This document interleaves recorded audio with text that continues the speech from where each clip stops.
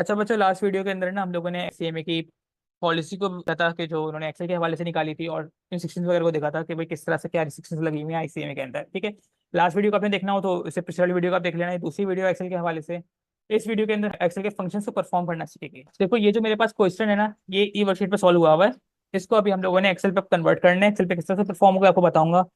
जहाँ पे basic data type हो रहा होगा मैं आपको टाइपिंग करना बताऊंगा। जहाँ पर कोई फंक्शन में परफॉर्म कर रहा हूँ, कोई शॉर्टकट यूज कर रहा हूँ, मैं आपको बताऊंगा कि भाई यहाँ पे मैं शॉर्टकट यूज कर रहा हूँ कोई ना कोई। ठीक है। तो अब हम इसको स्टार्ट करते हैं। पहली चीज है आपका डेटा। डेटा के अंदर आपको क्या क्या प्रोवाइड हुआ हुआ है। I equals to 12 per year equals to 0.12। ठीक है। दूसरा है आपके पास कैश फ्लो। ठीक है। जो आपके पास मिल रहा है 100,000 का। ठीक है। तीसरा क्या फॉर्मूला जो आपने यूज करना है।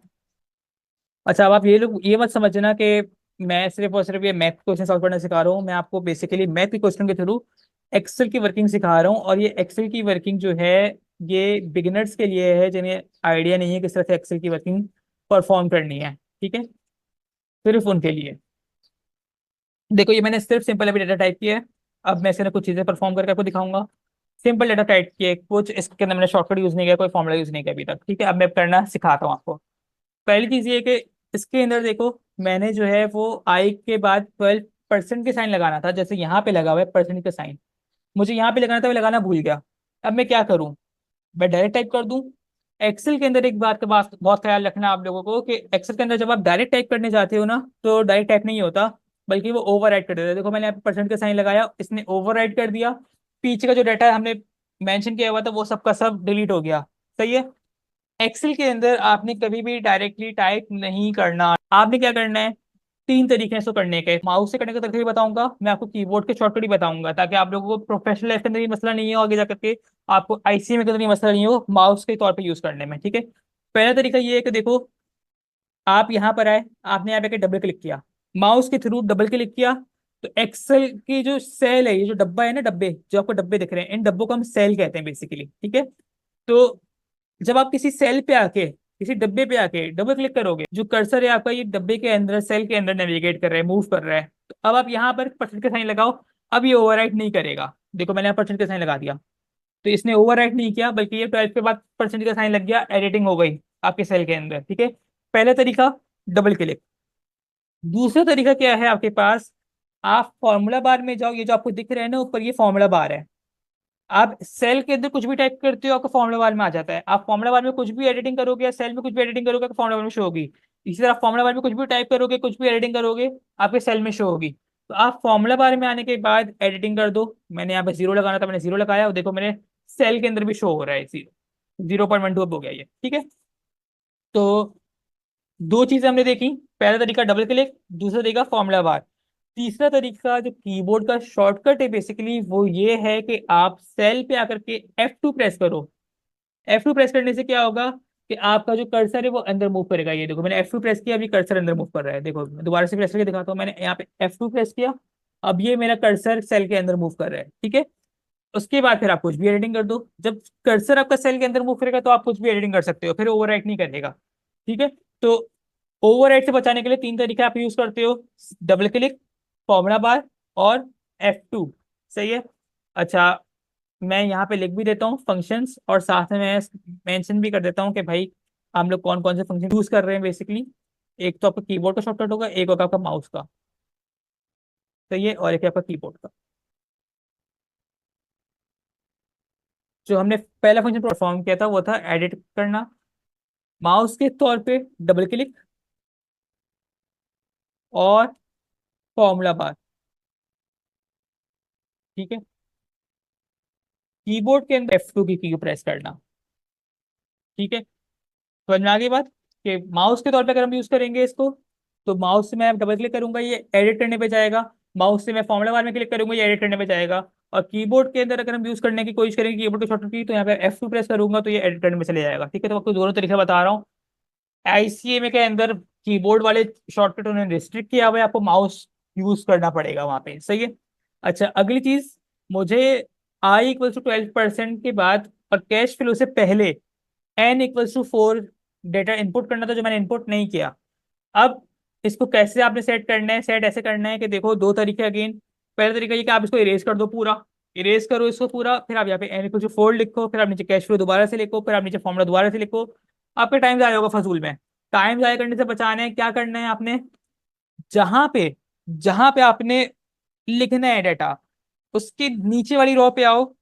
नीचे वाली रो के किसी भी सेल पर आने के बाद आप कीबोर्ड से प्रेस करो ऑल्ट HIR, एक नई रो आ जाएगी, सही है।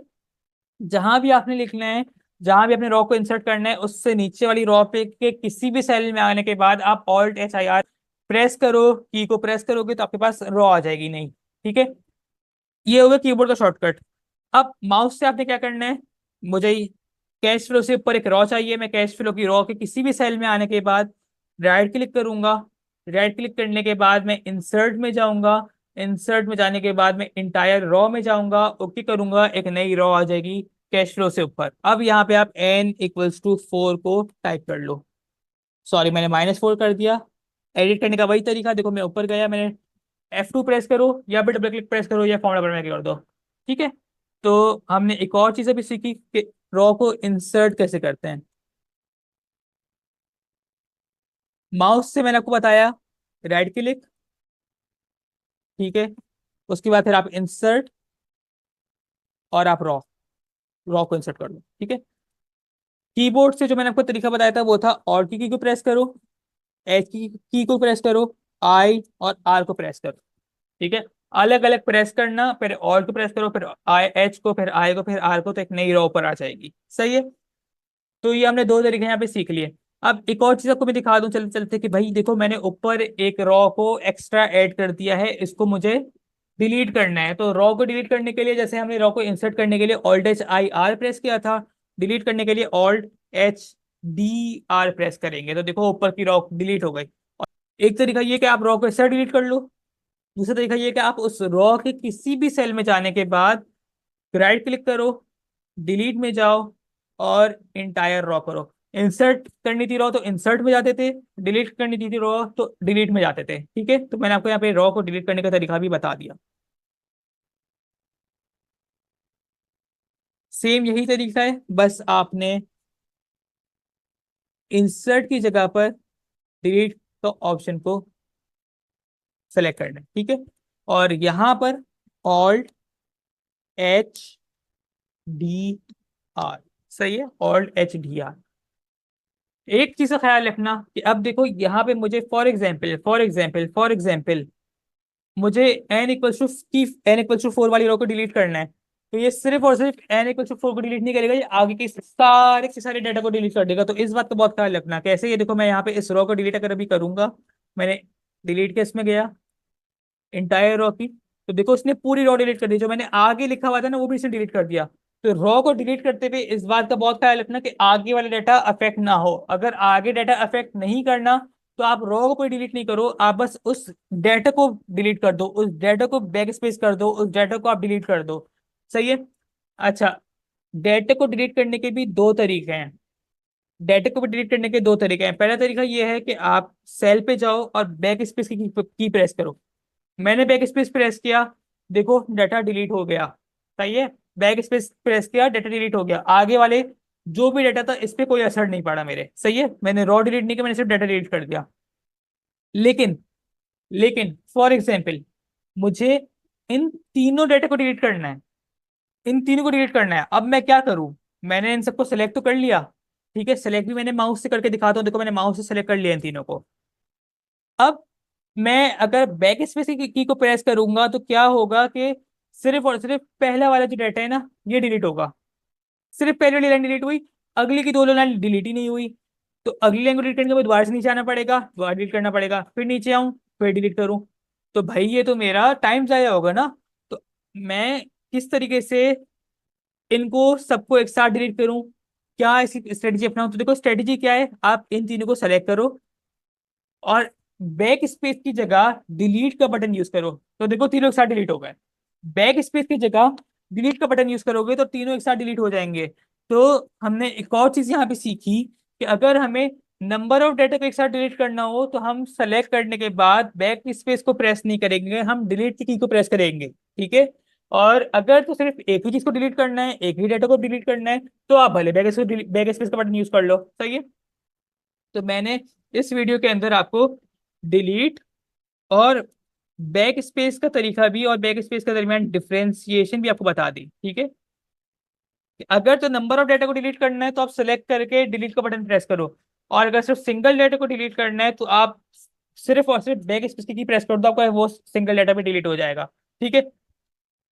अच्छा, अब अगली वीडियो के अंदर हम लोग ये जो नेट प्रेजेंट वैल्यू है इसका टेल बनाना सीखेंगे और इसके आगे के फंक्शन परफॉर्म करना सीखेंगे।